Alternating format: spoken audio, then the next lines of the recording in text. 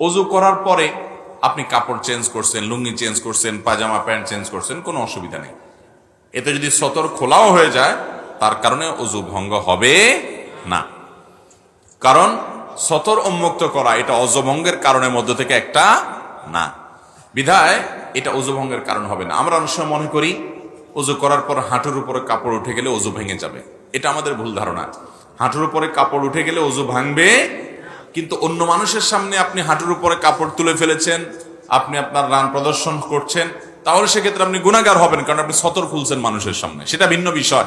কিন্তু এর সাথে অজু ভাঙার সম্পর্ক নাই। আমরা আরব দেশে অনেকে প্রবাসীরা যারা আছেন তারা দেখেন, অনেক আরাবিয়ানরা উজু করে এমন ভাবে রান টান সব দেখা যায়। তো কোন কোন মাযহাবে রান সতরের অন্তর্ভুক্ত না, তারা সে অনুযায়ী আমল করে।